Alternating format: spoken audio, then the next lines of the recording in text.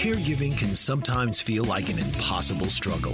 Caregivers may be torn between taking care of loved ones and trying to maintain balance in life. The good news is that it doesn't have to be that way. The Caring Generation with host Pamela D Wilson is here to focus on the conversation of caring. You're not alone. In fact, you're in exactly the right place to share stories and learn tips and resources to help you and your loved ones. So now, please welcome the host of The Caring Generation, Pamela D Wilson. This is Pamela D. Wilson, caregiving expert, speaker, elder care consultant, and guardian of the Caring Generation. The Caring Generation focuses on the conversation of caring, giving us permission to talk about aging, the challenges of caregiving, and everything in between. It seems that when the time comes when we need care, or we become a caregiver, our world is turned upside down. There is little dignity, little clarity, and certainly no stability. Let's be honest. Most of us prefer life without change. It's no surprise that needing care or becoming a caregiver changes everything. The Caring Generation is here to guide you along the journey to let you know that you're not alone. You're in exactly the right place to share stories, learn tips and resources to help you and your loved ones plan for what's ahead. We're here to create the Caring Generation. Please invite your loved ones, family, and friends to listen to the show each week. On this show, we're talking about the duties of a guardian for the elderly, situations that family guardians find themselves in that reveal the scary truth about guardianship. Guardianship is a legal process through the court system that gives a family member or a professional the legal responsibility of care for an adult. Most of the time, all goes well. However, there are times when the duties of a guardian for the elderly become all-consuming or emotionally exhausting because of outside circumstances or situations. Adult children ask me if becoming a guardian for a parent is a good thing to do. If you love your parent, the duties of a guardian for the elderly can be a wonderful experience, though not without complications. During this program, I'll share the scary truth about guardianship so that if you are considering becoming a guardian, you are aware of some of the most unusual and the most common situations that happen so that you can avoid surprises. These situations also apply to all caregiving situations to some degree. Even if guardianship is not a topic within your family, you can gain insight from this discussion of challenging situations. On the topic of challenging situations, how many of you are familiar with hoarding? Later in the program, I'll share a conversation with Dr. Randy Frost, a hoarding expert. Why do some people become more attached to things than others? Let's start with the duties of a guardian for the elderly and the scary truth about guardianship. The act of moving an elderly parent to a care community can result in a lot of guilt for the caregiver guardian, even when a move may be necessary. There comes a point when an elderly parent diagnosed with dementia eventually needs more hands-on care than a guardian or family members can provide. Supervision may be needed 24 hours a day. A need for full-time care can be complicated to manage for adult children who work part-time or full-time, or who are responsible for managing a household and children.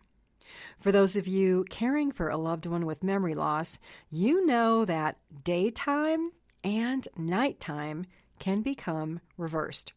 Your parent is awake all night when it's sleepy time and sleeping all day when most people are awake. Caregivers of persons with dementia become experts in sleep deprivation. This scary truth about guardianship, about having to decide to move a parent to a care community when the parent wants to stay home, can be guilt and anxiety-filled. How do you make this move when a parent can't mentally understand the reason for the move? As a guardian, you make the decision and you make it happen. As a guardian, I decided and moved many of my clients from their homes to a care community when the time came. If you care for an elderly parent with dementia, you know that any change in routine or location can turn the world of your parent upside down. Increased anxiety, worry, pacing, repetitive behavior, crying, fear, and a host of other negative reactions make you feel horrible for deciding to move a parent, which is part of the responsibilities and duties of a guardian for the elderly. I know, my saying this may not help you feel better. Making difficult decisions can be part of the duties of a guardian for the elderly. The best case scenario is to focus on making the best of the situation. In a community move scenario, let's talk about things that go wrong that you never expected. Your parent, who is active and interested, has become withdrawn, is not initiating any activity without significant help or reminders from care staff.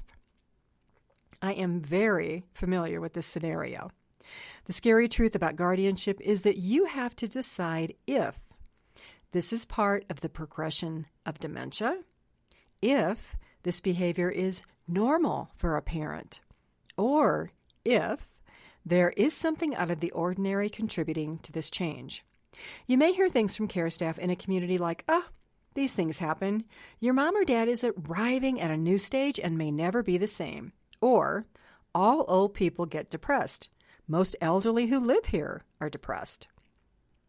Can you believe care staff would say that and not think how their actions might contribute to the depression of residents? Part of the duties of a guardian for the elderly is to know your parent better than anyone else. Depending on what you know about your parent, the past behaviors, life patterns, and wishes for care can guide your actions. Ask yourself, what are the options? Look at the facts. Before the move, your parent was doing everything for him or herself. Dressing, eating, walking, participating in activities. Swoosh, a move happened, resulting in a total behavior change. Options. Consider an evaluation for depression and treatment. My opinion, there are too many depressed older adults in care communities because the staff has become apathetic, believing that this is the way older people behave. Staff mistakenly believe that nothing can be done. Not always true. I had clients who were active and became apathetic. They refused to get out of bed, to get dressed. They lost interest in eating. Because I knew the clients, I advocated for treating the depression. The light switch that turned off and resulted in apathy, within a few weeks of medication treatment, lit back up. My clients returned to performing everyday activities. Responding to these concerns is time sensitive. If a sudden change in behaviors happen, the duties of a guardian for the elderly is to take action and to advocate. The scary truth about guardianship is that if you don't act, your non-action could result in a steeper and unnecessary health decline or a quicker path to death. The even scarier truth about guardianship, emotionally exhausted and angry family guardians who place parents in a care community and rarely show up. More on the duties of a guardian for the elderly and the scary truth about guardianship after this break. I'm Pamela D Wilson on The Caring Generation. Stay with me. I'll be right back.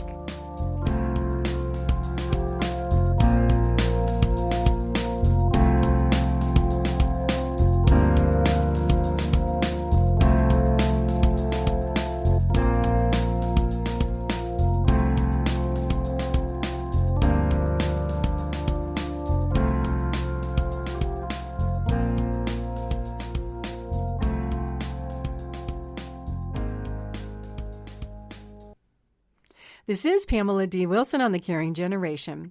If you're seeking support to avoid unexpected caregiving issues, the A to Z of caregiving is in my online caregiver course called Stay at Home, Taking Care of Elderly Parents at Home and Beyond. More help for caregivers is also in my book, The Caregiving Trap, Solutions for Life's Unexpected Changes. Information about online courses for elderly care and my caregiver book are on my website, PamelaDWilson.com. Let's continue our conversation about duties of a guardian for the elderly and the scary truth about guardianship relative to moving an elderly parent to a care community. When a total change in ability or behavior occurs, consider the possibility of an unidentified medical issue. The go-to issue for individuals with dementia is a urinary tract infection, which can cause serious issues like mental confusion, falls, and sepsis, a severe infection. Have your parent checked out by a doctor. Next on the list after eliminating depression and a medical concern, if possible, hire a caregiver. The staff working in memory care units or care communities are not time budgeted to devote more than a couple of hours a day to the care of your parent. Let's be honest, a total change in a living situation may have your elderly parent with memory loss trying to make sense of this new and unfamiliar world. Imagine having amnesia. Every day, you wake up and start all over again. Think of the movie Groundhog Day with Bill Murray, except you don't realize you are starting over again every day in the same place. Or watch the movie 50 First Dates with Adam Sandler.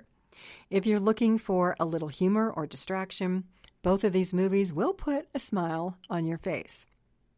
Hiring a caregiver experienced in Alzheimer's care can help your parent who may need a little hands-on, one-to-one care to return to a more normal routine. Direct the caregiver to encourage your parent to perform activities instead of doing activities for your parent. For example, rather than dressing your parent, encourage your parent to dress him or herself. Rather than reading to your parent, encouraging your parent to read to the caregiver. Dementia and Alzheimer's are brain diseases. If your parent stops performing activities, they become lost skills forever. The only exception to this, music memory. Singing remains after many other skills and abilities fade. Research confirms that singing and listening to music remains a pleasant activity for a parent with memory loss if mom or dad enjoyed music. The next scary truth about guardianship is the potential for neglect. Neglect can be difficult to identify if you don't visit your parent frequently. How to watch for signs that a parent may be neglected by care staff?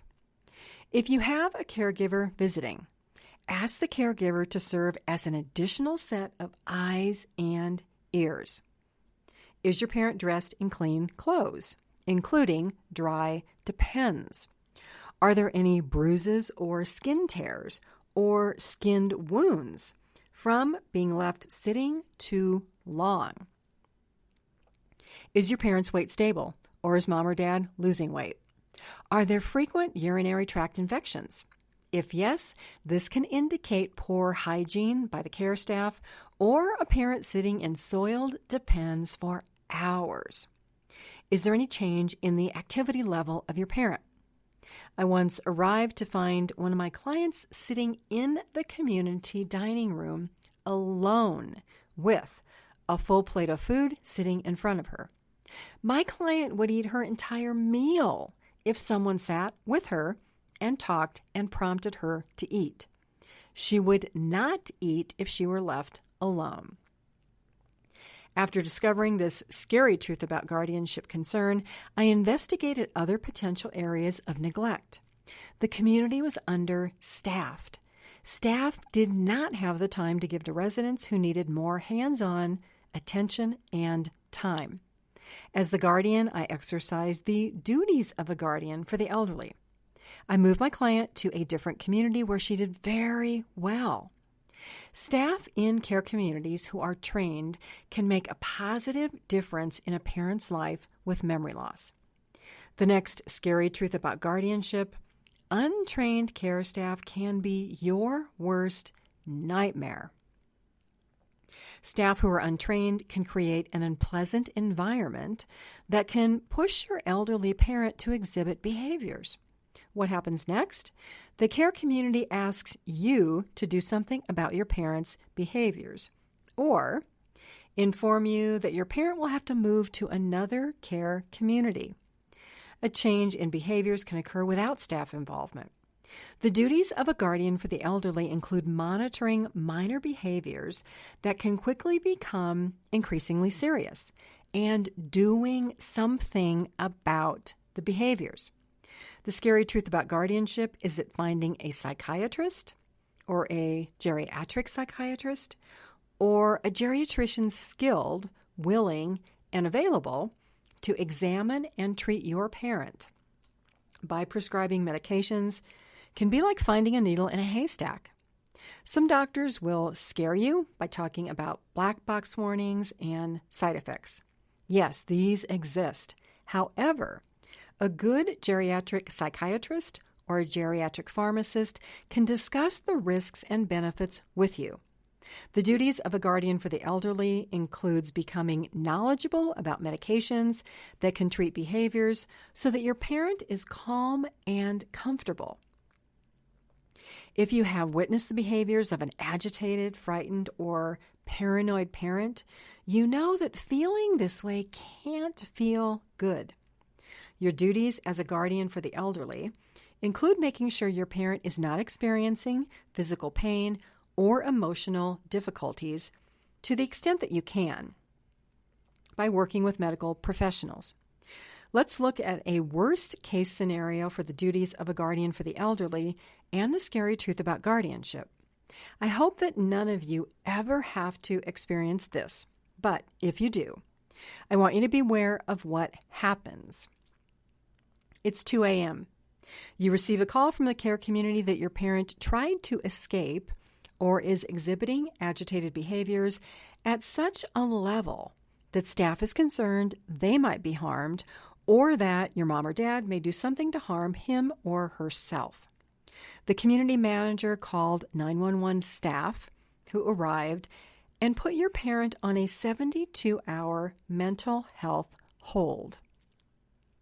Fortunately, there is a wing or a geriatric psychiatric unit at one of the local hospitals that accepted your parent for inpatient treatment. While this hospitalization may seem like a worst-case scenario in the scheme of the duties of a guardian for the elderly, it could be the best situation for your parent if behaviors have been ongoing and the current doctor was unable to prescribe the right combination of medications to level out the behaviors of your parent. That is the positive. The next scary truth about guardianship is that the community where your parent lived won't allow your mom or dad to return because of the prior behaviors. They are telling you that they can't provide the level of care your mom or dad needs. If you weren't stressed before, your stress level is now off the charts. You have no idea where to look for a community for your parent to live. You certainly can't take mom or dad home with you. Know that the Gero Psychiatric Unit may try to push you to take mom or dad home. Do not. The duties of a guardian for the elderly include finding the next place for a parent to live. Know that the case managers at most geriatric psychiatric units can be a significant help to identify locations. It's up to you to visit the communities recommended, to discuss suitability and a long-term fit with the community manager. Also in the list of duties of a guardian for the elderly is that once your parent is on a combination of behavioral medications that work, do whatever it takes not to let anyone change those medications unless you have the change evaluated by a geriatric psychiatrist and give your approval. Medication changes are the next scary truth about guardianship. Communities, especially skilled nursing, have internal procedures that require the reduction of medications, including behavioral medications. Nursing homes will fight you tooth and nail over medications called antipsychotics. Fight back for the good of your parent.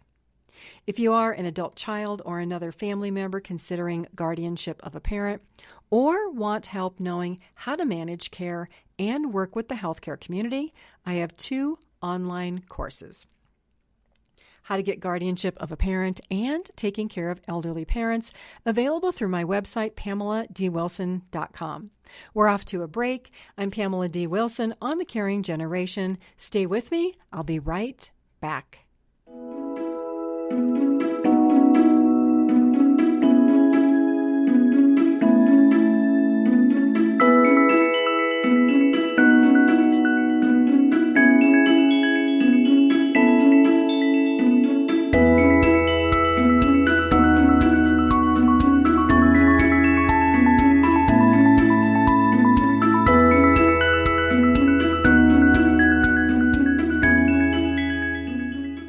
This is Pamela D. Wilson, caregiving expert, your host on the Caring Generation program for caregivers and aging adults. If you're looking for help having caregiving conversations in your family, download the Caring Generation show to the cell phone of a parent, sibling, or other family members. The Caring Generation podcast is on all your favorite podcast apps: Apple, Google, Pandora, iHeartRadio, Spotify, Spreaker, Stitcher, Amazon Music, Podchaser, GeoSavin, Verbal, and others. Let me help start caregiving conversations for you. Let's change the subject and talk about becoming attached to things. Are your parents' houses filled with stuff that they don't want to clear out or donate? How many of you have homes filled with stuff? Closets stuffed to the brim, basements and spare bedrooms that you never visit because they're so full of stuff that you can barely make a path to walk through. Why do we have such an attachment to our things? What about people who carry this to an extreme? Is hoarding just a bad habit, or is it something else? Is hoarding related to mental or physical health? Listen to Dr. Randy Frost, professor of psychology at Smith College, an internationally recognized expert on obsessive-compulsive disorder and compulsive hoarding. For somebody who's unfamiliar with hoarding, can you describe the appearance of a typical room in the home of a hoarder? Well, the first thing you would notice in a room of a house with someone with a hoarding problem is rooms filled with clutter that cover every surface top so that the surfaces can't be used for their intended purposes. That would be the most apparent thing that you would see. If you take a look closer, what you would see is an apparent disorganization with all of those things as well. It's not like everything is well organized and just covering all the spaces, but there's a significant amount of disarray in the clutter. And in your experience, is hoarding that somebody just, they pick it up, or have they been that way all of their life, or is it an illness? Well, it clearly is an illness. We see people with this problem beginning, typically between the ages of 10 and 15 years old. Now, it's not very severe at that point. It doesn't get to be a problem until a couple of decades later. And we see a lot of pretty severe hoarding by the time people reach the fifth decade in life. Around 50, okay. What's behind the inability to just clean it up and throw stuff away? Well, there are a number of things that are behind it, and this is what makes it such a difficult disorder to treat. There are information processing deficits that these folks have, deficits in attention. There are a lot of attention deficit problems, problems with categorization. Most of us live our lives categorically. That is, we organize our possessions by category. But people who tend to organize their possessions visually and spatially, so that when they get an electricity bill, they put it on the pile, and then they have to remember where it is. So it's like they have a three-dimensional map of this room. And so to the rest of us, it would look like a completely disorganized mess. But to them, they've got this three-dimensional map in their head, so they have the sense of where everything is. And that's just one component of the problem. I was reading some information on the website, and I read that hoarding is affected by executive function or lack of disorganization, some lack of attention and poor decision-making. We work a lot with people with dementia. Are those also issues that people with dementia experience, or does one come before the next? Well, what we see in dementia is we do see some accumulation and clutter with dementia, but it's different than a hoarding disorder or hoarding problem, because in hoarding, in addition to these executive function problems, we see an attachment to possessions that we don't usually see in dementia. Now, sometimes in dementia, people are kind of attached to the way things are because they like this sameness. But with hoarding, there is an intention to use or to somehow need each of the objects people own. In dementia, typically that's not the case. I had a client who was a hoarder, and the first time I went to her house, I was amazed. I walked in, and the whole living room, I mean, we're talking floor to ceiling, stacked with stuff. How can somebody be attached to that much stuff? Well, it's interesting, and the attachment seems to form whenever an individual possession is within their sight. And once it's no longer in their sight, they sort of forget about it. So in part, it's an immediacy effect that we see. So when someone's considering throwing something away, it's always something that's in their immediate visual field. Or whenever they think about something that they have this feeling of need for it. But many of these items never get used. In fact, we have lots of cases of people who buy things and never open them, never open the package, or never take the tags off of clothing. And why is that? They just need it? Well, in their mind, as they acquire these things, there's this intense sense in which they need this item or they want this item, and they feel like they can't live without it. Can you talk about the adverse effects of hoarding? Well, there are many. The first and most apparent is an inability to use the home in the way it was intended. So if you can't sit on your couch, you can't walk through your living room, you can't sleep on your bed, you can't cook in your kitchen. All these things are impairments in people's lives. But sometimes this hoarding can get so severe that it endangers the health and safety of the individual living there, as well as people living nearby. When the clutter gets so high, it might collapse on top of you, or if it were to prevent your ability to get out of the house quickly if there is a fire. Is there any connection between people who have lived during the Depression and when items were scarce to people now who hoard that you know of? Well, that was our first hypothesis when we started doing this work a number of years ago, and so we asked questions about the people's experience with material deprivation early in life, and we found no solid evidence that is underlying this problem. Certainly a lot of people describe their attachments to something as needing them or somehow making up for being without, but for the most part it doesn't explain very many cases of hoarding. And is it possible for hoarders to really understand what they're doing and to try to change those behaviors? Well, yes. There are a number of people who hoard who recognize this is a real problem. And we've developed a treatment program for hoarding, a cognitive behavioral program that seems to work reasonably well in treating people with hoarding problems. So it is possible for people to get control over this. Now, we can't talk about a cure for this because we still don't know for sure what causes it. But we can talk about a program that allows people to gain control over their home and maintain it in a way that's livable. And talk about that treatment. What is it and how does it work? Well, it's a fairly comprehensive treatment, and it focuses on the three main features of hoarding, the compulsive acquisition, the difficulty discarding, and the disorganization and the clutter that we see in the home. And each of those components is treated a little bit differently. Just as an example of what we do when we treat acquisition is we do a couple of very simple things. The first one is to get people, while they're in our office, to generate a list of questions they think they should ask themselves before they purchase something. Typically, these are the things all of us do. Do I have money for it? Do I have room for it? Do I already have some of these? Then we have them put those on a piece of paper and carry them with them wherever they go. And if they want to buy something, as long as they pull out these questions and answer them, then it's okay to buy it. And what this does is it brings the context of their life back into the decision. What we see in hoarding when people are out in an acquiring episode is that when they're looking at something they want, they forget about the fact that they don't have money for it, they don't have room for it, they already have a number of these. All that information is not accessible to them, in part because of this attentional problem they've got. And so if somebody comes into a program like this, is it 2 months, 6 months, a year before they see results or changes, or is it longer than that? Well, we've been experimenting with different ways of delivering this kind of treatment. Our first study delivered it in 26 individual sessions over the course of about a year, 6 months to a year, something like that.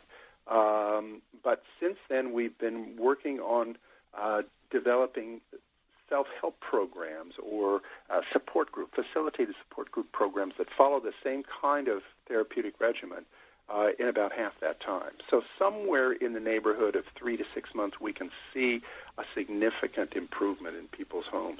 If you are looking for a resource for hoarding information, you can visit the International Obsessive Compulsive Disorder website at hoarding.iocdf.org. I will post a link to one of their hoarding brochures in this show transcript. The site also features a training site for professionals. Dr. Randy Frost is on the faculty. I'm Pamela D. Wilson on The Caring Generation. Visit my website, PamelaDWilson.com, for caregiver support in my caregiving library, online caregiver support group, books, videos, and online courses for elderly care. Stay with me. We'll be right back.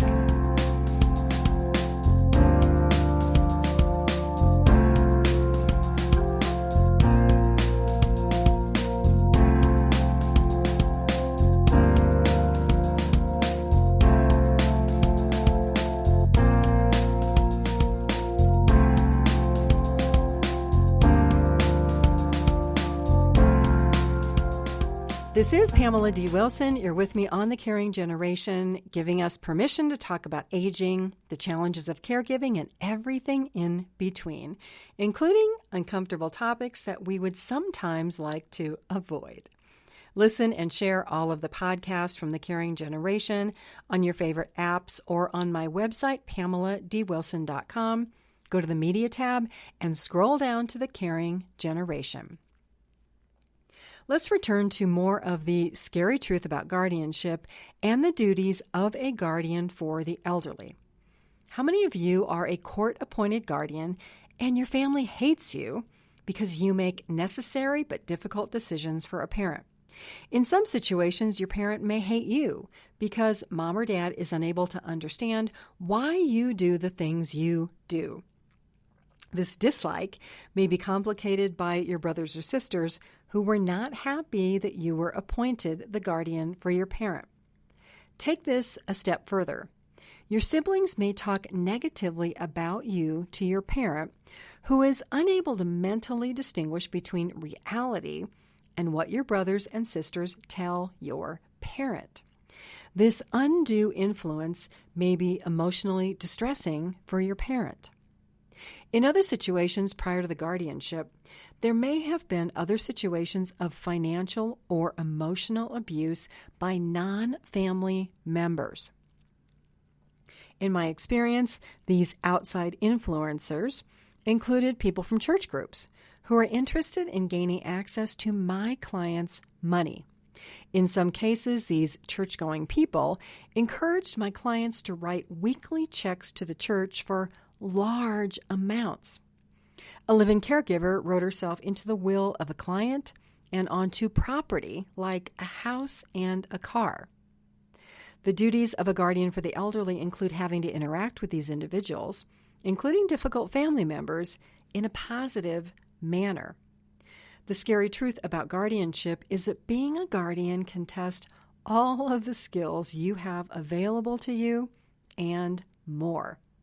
You may find yourself in a court hearing, learning how to file a restraining order, or even supervising family visits or hiring someone to do this for you.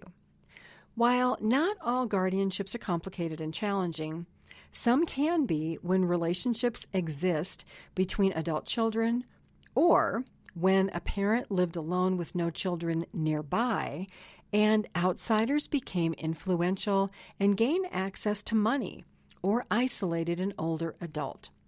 The scary truth about guardianship for family members is that it's difficult to know what to expect. Caregivers face similar unexpected events. Honestly, how many of us ever thought we would be a caregiver for a parent, devoting time, attention, contributing money, thinking about stalling career progress, or giving up a job to care for a parent? And then what do caregivers do? Great feelings of responsibility and duty for the care of a parent, including agreeing to become a guardian, happen, and you find yourself doing things that your non-caregiving self would question. The duties of a guardian for the elderly include acting in the best interest of a parent. But does this mean not acting in the best interest of the caregiver? As a caregiver, do you continually put your needs below the needs of your elderly parents and family members? What is it about caregiving that some caregivers feel that they need to sacrifice everything? Many caregivers equate the responsibility of caring for elderly parents with guilt. The scary truth about guardianship and being a caregiver is that the stress can be almost unbearable, and yet family members or people who are not caregivers don't understand the gravity of the situation. The duties of a guardian for the elderly can be compared to a full-time caregiver. Caregivers feel that they can't be away or inaccessible to the needs of a parent or someone else who needs care. If something goes wrong, the caregiver is usually blamed. Many caregivers are working full-time, trying to care for their families, giving up enjoyable activities, and feel that life as they know it is over. Fighting for alone time, in addition to trying to keep up a positive mental attitude, can feel like a daily battle. Who is more important, the parent needing care or the caregiver? Or is this a question we are afraid to ask and answer? The scary truth about guardianship and caregiving is that both can go on for years. But caregivers, if they choose, can create an exit plan. This begins with initiating caregiving discussions, setting boundaries, and time limits, which some caregivers may resist. Jumping into caregiving without a plan can result in being on an up and down roller coaster with no end. While many caregivers feel that they owe care to elderly parents for raising them, and this is a valid point, children as they age become more independent and need less time, even though they need emotional support and guidance. Raising a child has an expectation of an end date, whether that end date is 18 or older. There is an expectation of eventual independence. Accepting the responsibility of being a guardian or a caregiver moves in the opposite direction. While the goal is to support independence, independence wanes and becomes dependence and progresses to a need for more and more assistance, especially in situations of Alzheimer's or dementia.